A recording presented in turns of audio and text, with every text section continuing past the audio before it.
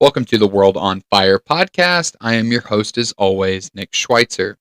Before we get into the nitty gritty of the Gurka Soldiers, I just want to touch on a few things. Our Patreon and Discord is now running full steam ahead, and I will most certainly be more active in taking in advice, having conversations, sharing stories and opinions of the Second World War. Those of you out there that are wanting to take more of a direct approach, if you will, and ask for new topics, please, by all means, bring them my way, and I would love to hear what you want to learn about. In addition, later this year, I will be launching a sub-series from our regular show that will focus 100% on youth listeners. The other night, while cruising through my house, I thought I heard a rather familiar voice and show, if you will. It was my own son in his room listening away to his dad talking through his Alexa. It hit me like a brick wall that there is information in my podcast that is dark and a tad too real for younger ears. Now, those like myself, my children have been raised watching their dad study, read, teach, and talk about the horrifics of the Second World War. I do not really have an issue with them listening to me. However, it can be harsh, and I get why some listeners might not be comfortable with adolescent ears also listening.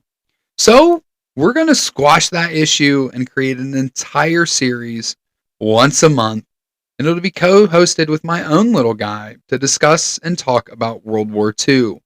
These will be unique episodes that will speak about what the child experience during the war was like, and bringing fresh new information to kids in a level that they understand. I'll have more information as the time gets closer, now that you have all went and subscribed to our free level of Patreon and joined our Discord page. Let's get into this week's episode. The Gurka Soldiers of the British Empire. More specifically, the Gurkhas during the Far East campaign. So, let's crank up the heat and slosh through the wet evergreens and enter the jungles of Burma.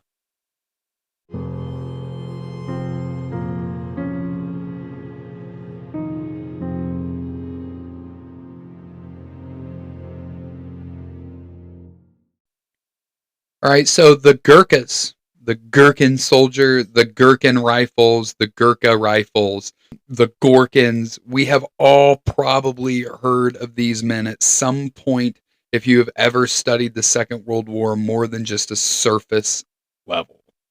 An incredibly small fighting force compared to other armies around the globe, the Gurkhas were known for their ferocity and fighting throughout history. Now, it is important to make a distinction here that the Gurkhans are not a caste of society, nor should it be compared to other warrior castes such as the samurai in feudal Japan. Right? There needs it's the Gurkhans are they're we'll get into that in a minute. The Gurkhan people are the inhabitants of what we now know as Nepal, right? So while, yes, there are Gurkhans in northern India, it is clear that these are just ethnic peoples from this region. However, what is rather interesting is that in the early 1800s, Nepal came into the sights of the British Empire after trade disagreements after the rise of the Gorkhas in Nepal. So the Gurkha Empire, right, came to power. The British had a land stake in India. They did not necessarily agree with the new Gorkhans in Nepal, and the Gorkhans in Nepal didn't agree with them. So, there's a little bit of a headbutting. So, by utilizing the East India Company, which would be the English rule over the Indian subcontinent, focusing mainly on the trade in and out of India. So, without going into detail that would bore most people out of their minds, I'm going to give a super fast overview of the why and the what and the way that we understand the relationship between what we would know as the Gurkhans and the British.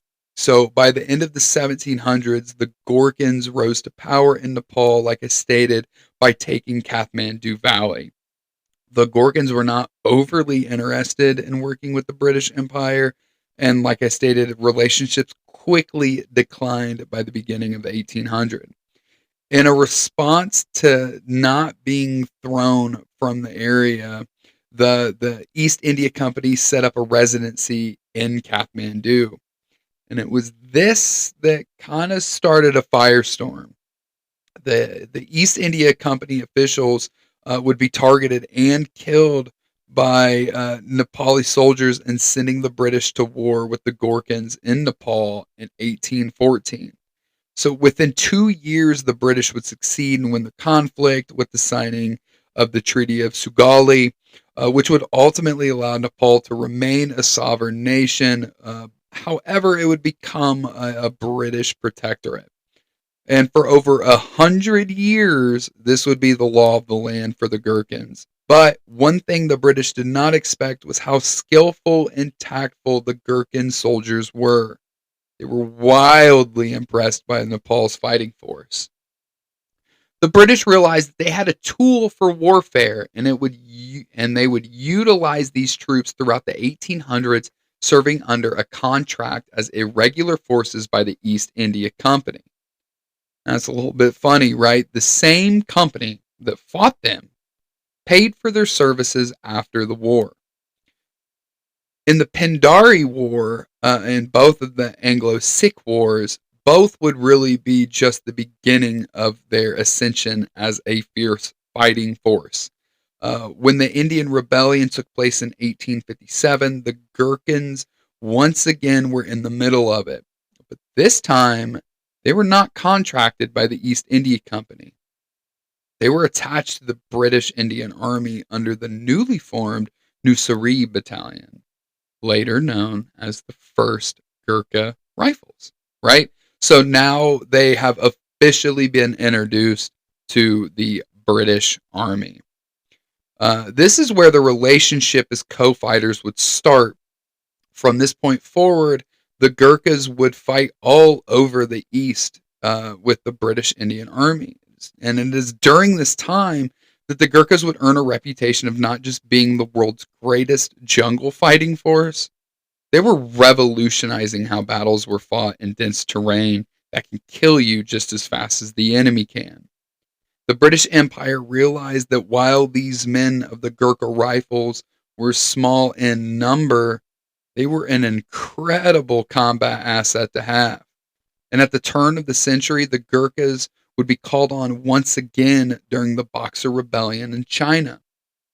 Now, the first time that the world went to war with each other in what we now know as obviously the First World War, or as we hear from history, it is the war to end all wars. That's a lie. The British would mobilize a fighting force of roughly 90,000 Gurkha soldiers and send them to France to fight, of which 20,000 would become casualties. And it is now clear that the Gurkhas were not just a tool to use in combat, they were quite the backbone to have on a battlefield, and the British were quick to use them when moving forward in the military operations. But while the Gurkhas found their home in the high elevations of Nepal, their safety net could only protect them for so long. Now, before we dive into the meat of what we're trying to talk about here, let's just discuss at this point that the Gurkha are still a part of the Nepali army. The nation of Nepal still has its own army in which they can defend, but we have to remember that the British Empire allowed them sovereignty and they were still a protectorate of the empire. So once World War II breaks out, Nepal is prepared with 250,000 Gurkha soldiers ready to serve the British Empire. But they could not start out in Far East Asia. One thing that is never really spoke about during the North Africa campaign, and one thing that I did not discuss during my show, was the contribution of the Gurkha Rifles during this time. So during the North Africa campaign, the Gurkhas would be attached to none other than the British 8th Army under the command of General Auchinleck. During the second siege of Tobruk in June of 1942, Lieutenant Colonel Orgill of the 2nd Battalion of the 7th Gurkha Rifles ordered his men to take the left flank of the city. Now, this is a part of a much larger fighting force since the defense of Tobruk would be taken over by the 11th Brigade of the 4th Indian Division, right? So this is a subset within the Indian Division. So at this point, the city is being defended by British colonial troops, if you will. And the Gurkhas have one of the toughest fighting locations as they are directly butted up next to the Mediterranean Sea. By mid-June, the Gurkhas realized the Germans had completed a sweeping maneuver far left of them and were now on, in fact, behind the 2-7 Gurkha rifles. Now, basically trapped with nowhere to go, they made the choice to not just fight, but to fight in ways the Germans did not expect them to. Within their defensive positions were deep and vast riverbeds known as wadis that provided an excellent hidden fighting position. And with high hilltops, it could only provide them with exactly what they needed, which was funneling troops into their individual kill zones. With a bare fighting force, the 2-7 Gurkha rifles would spread their defenses in these ravines, waiting for their enemy to fall into their trap. And once the Germans moved in, they pounced. Now, this is not a victory. At no point does them in this ravine in the riverbeds does this end up being a victory for them. The Gurkha rifles was not meant to hold that line indefinitely, and they were slow. Their whole job was to slow the Germans down, and that's exactly what they did.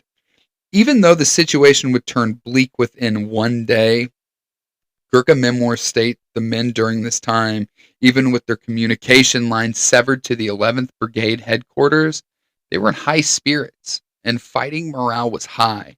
In one letter, it was even written that war is fun. But unfortunately, we do know the story of Tobruk, and these men would in fact be encircled. While they fought to the very last bullet on the 21st of June, Lieutenant Colonel Orgill ordered them to stop fighting. Over 35,000 troops would be captured in the ensuing surrender, and that included those of the 2-7 Gurkha rifles. Now, while all of this is going on, the British are fighting for their life against the Japanese in the Far East. The Japanese had been at war with China since 1937, but the situation truly evolved in December of 1941. While, yes, the United States did get attacked at Pearl Harbor, ultimately bringing them into the war as combatants, the Japanese launched an all-out offensive on the Pacific, and Pearl Harbor was just a piece of it. By January 8th of 1942, the Japanese were pushing closer and closer to Australia through Thailand and Malaya, rapidly making their way through the defenses and dense jungle. The Japanese arrived in Singapore by the 25th. So all the while, Burma, which is now Myanmar, was overlooked by the British. Once the Japanese had secured Singapore, their goal was to now move north and capture Burma. British General Sir Harold Alexander, who was the commander of all British, Commonwealth, and Chinese troops in the area, quickly saw the deteriorating situation and ordered a fighting retreat which covered over 1,000 miles into Burma and into India. So while 1,000 miles seems like an insane amount of distance to travel, it is even more insane once you get the grasp of this terrain. Like, this is jungle. It's hot, it's wet, it's mountainous ups and downs, and getting bogged down in every step you take. What made it even worse was that most of their equipment would be destroyed or lost during this fighting retreat. So while they successfully made their way back to India, Burma's capital city of Rangoon would fall in March to the Japanese. Now it is time for the British to plan and prepare their fight back into the Far East. But while this is all taking place in the Gurkhas' home region of the world, they are still fighting in the Mediterranean. Even with the fall of the 2-7 Gurkha rifles at Tobruk, there is still a massive force of Gurkha soldiers within the British Army. And they're on their way north into Italy.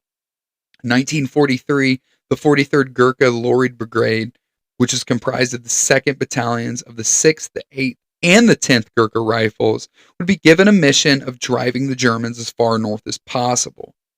But wait, Nick, the Allies hit Italy.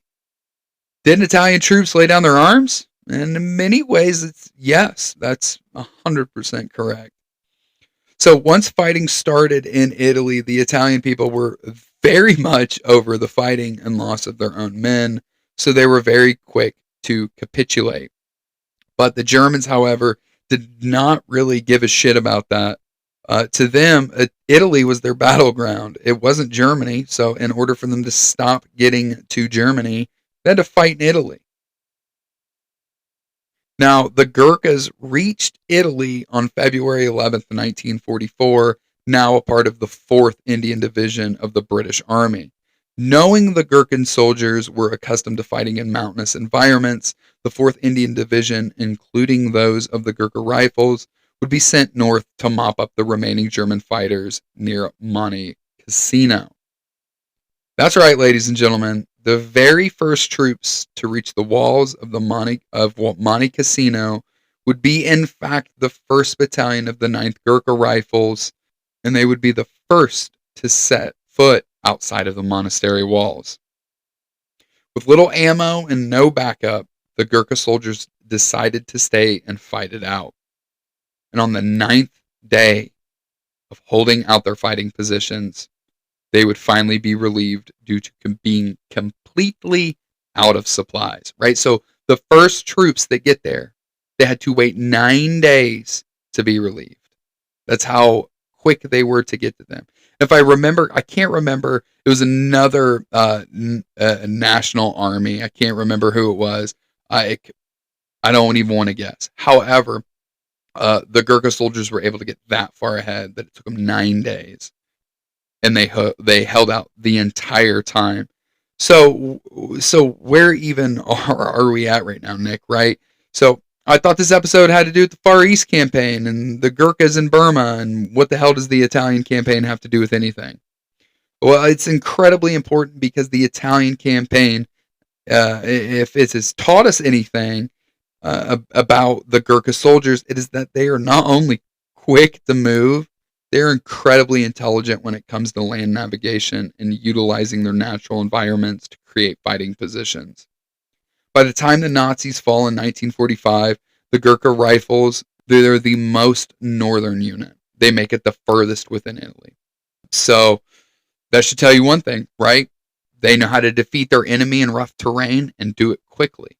But now, right, so if that's the end of the war, wrong. We're going to kind of go back in time again. And we're going to go away from Europe and swing back into what we have already been waiting for, and that's Burma. For those of you that do not know, Burma is modern-day Myanmar, which I stated earlier. So geographically speaking, this is Southeast Asia below China. In 1943, the British are being pushed back through the jungles and back into India, as we have already discussed. But the British Army had something in store for the Japanese, and that was in the form of 23 fully equipped battalion of Gurkha soldiers prepared to take the fight back to the Japanese. So you see, in 1942, the British Army began focusing on this new idea of troops in India. It's a new lightweight, long-range reconnaissance unit that would be put together and trained to penetrate deep within enemy lines in the jungles, crossing an unforeseen terrain. Naturally, the Gurkhas would be selected for this role. However, the soldiers were not overly keen of this idea of splitting up into small task force, and they would be with as minimal as equipment as possible. And they were going deep within enemy territory.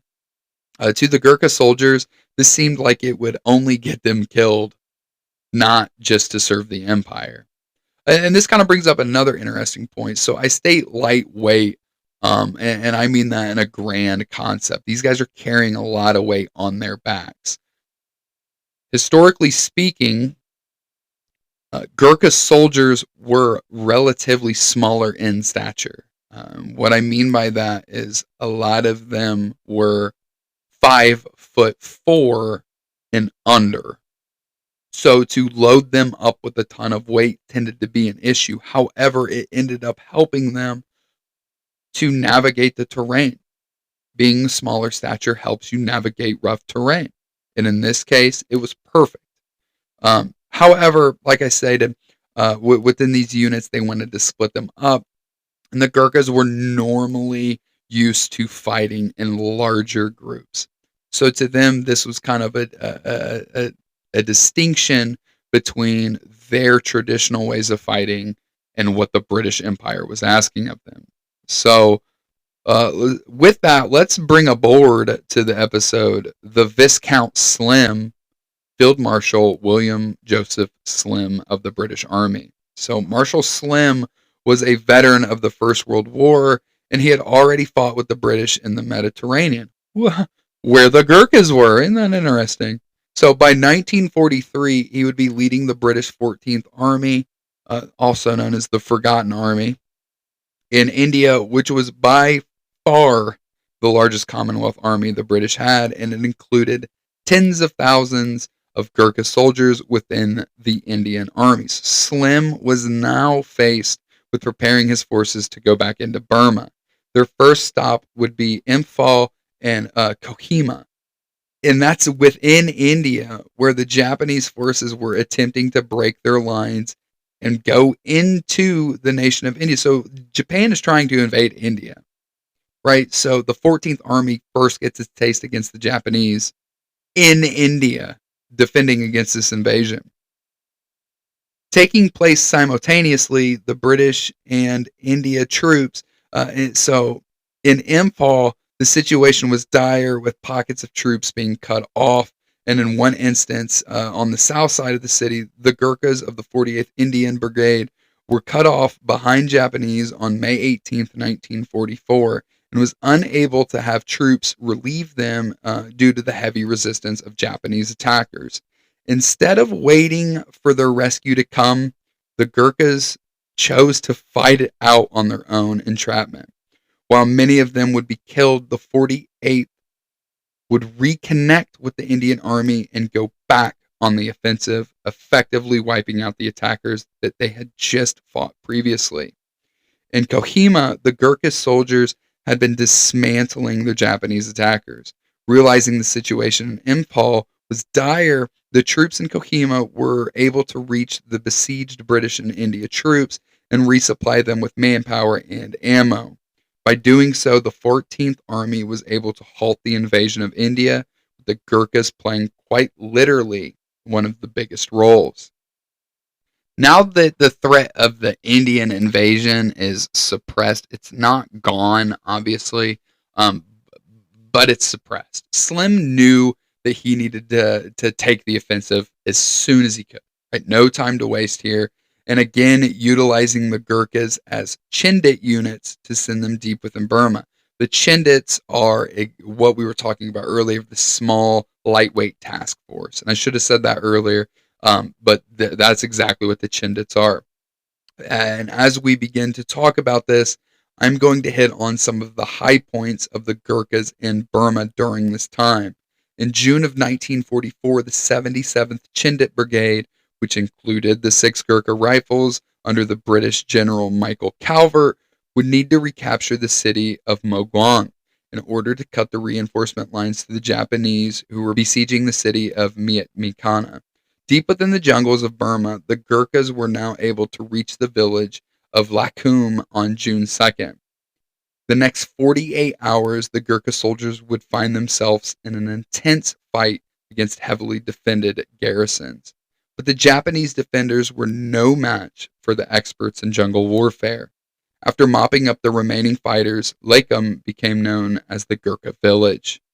The force continued further into Burma, where they came towards the Pinmi Bridge that led directly to Mogwang.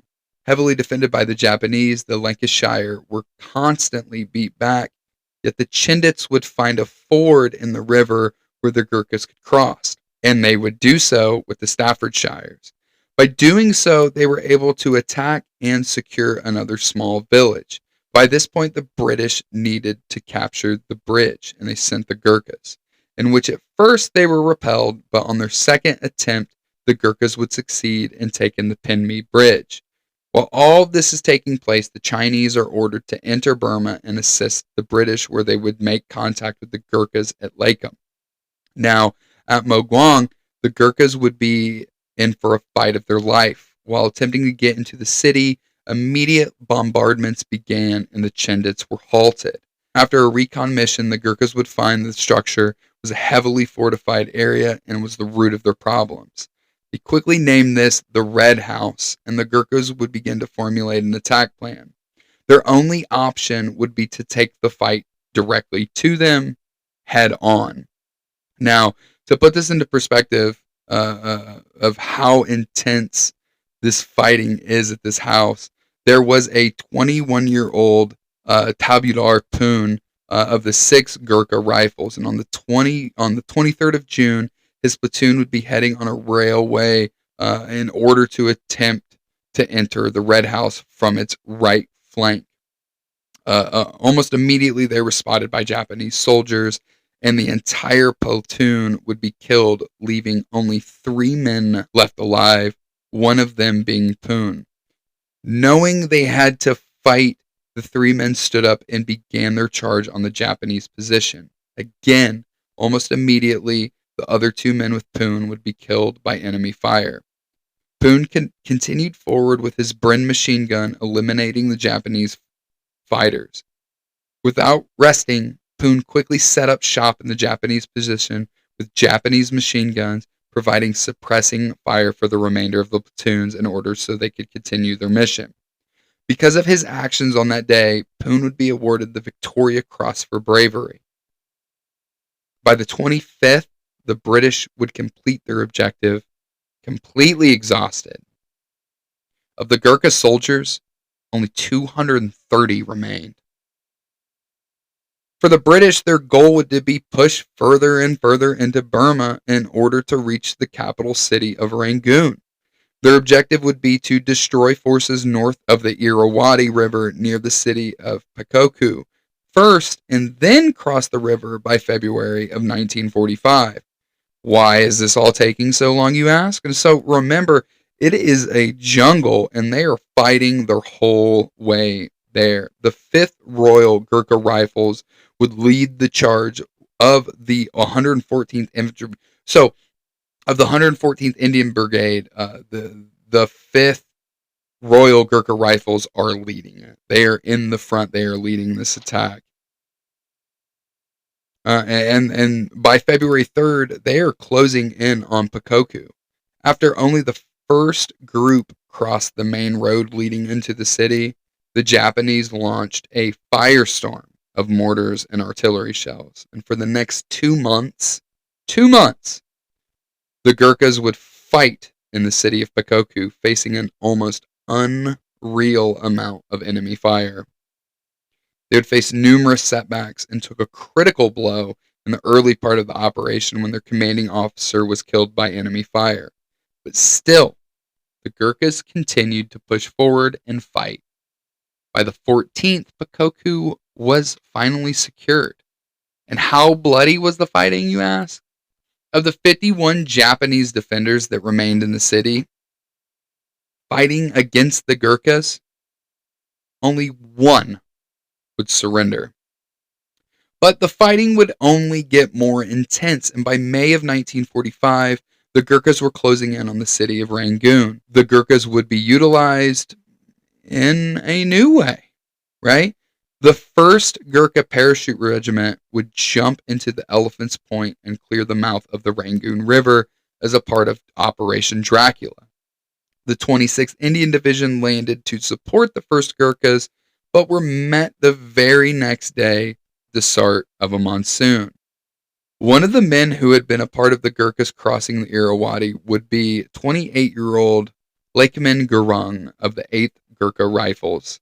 Supporting Japanese elements would take off for Tungdal, where Gurkhas would pursue them quickly. Preparing for an assault into Tungdal, the Gurkhas would be attacked first by over 200 Japanese soldiers. Manning the closest position would be Gurung and his machine gun team. His machine gun position would take the brunt of the force. Hand grenade after hand grenade would fly into his machine gun nest, where he would successfully throw two back to the enemy, all while maintaining his fire. When the third landed, he grabbed it, and that's when his vision went white. The grenade had exploded in his hands as he was throwing it, blowing off his fingers and destroying the whole right side of his body, including his arm, his chest, his legs, and severely damaging his face. No longer able to fire the machine gun, Gurung would grab his rifle, load, and fire with only his left arm for over 4 hours. Now, Nick, there is no way possible he was hitting anyone, right? Well, no, he was. And how do you ask, right? How was he hitting anyone? He waited until they were within arm's reach of him, and he would fire. Right? He would wait until they were so close that he could touch them. That was the only way he knew he could kill them. So face to face, he took the enemy on with being able to use half of his body, all the while he was bleeding to death. But Gurung would not die. He would live and survive the war. And with the bodies of 31 soldiers piled in front of him and an additional 50 within his kill zone, Gurung had completely suppressed the attack. And for his actions, he too would be awarded the Victoria Cross. The next 2 months would see the Gurkhas pushing into the city of Rangoon in order to liberate it. And by the end of the month, Rangoon was secured. Now, the Gurkhas would go on to keep fighting throughout the remainder of World War II, but a brief overview of their history and how important that they not only were for the British, but without the Gurkha soldiers, the Allies certainly would have been placed in a more of a hardship without their contribution to the war. In all, around 120,000 Gurkhas served in the Second World War. Of that, 20,000 would become casualties, with close to 10,000 being killed. 12 Victoria Crosses would be awarded to Gurkha soldiers during World War II, with 5 of them being posthumous. The Gurkha memory of the war should most certainly be remembered. The Gurkha soldiers are still, to this day, serving with the British Army, even though Nepal gained its full independence soon after World War II ended. They have fought in all corners of the globe and even fought heavily in Iraq and Afghanistan during the global war on terror. Their lineage is still strong, and the Fighting Gurkha is still an incredible asset to any fighting force. Thank you all so much, and I apologize if there was some rather jumping around in this episode. You would not believe how difficult it is to find information on these men. And I still feel like I only did a very surface type overview of their contribution in this war. So by all means, please go out and do your own research on this. I think there is certainly a ton of information that's out there that needs to be shared. So in our next episode, we are heading right on back to the Pacific to talk about the birth of the United States Marine Corps Raiders. One of the first special operation forces that the United States used, the Raiders would absolutely hone in on amphibious warfare and the art of being silent, swift, and deadly.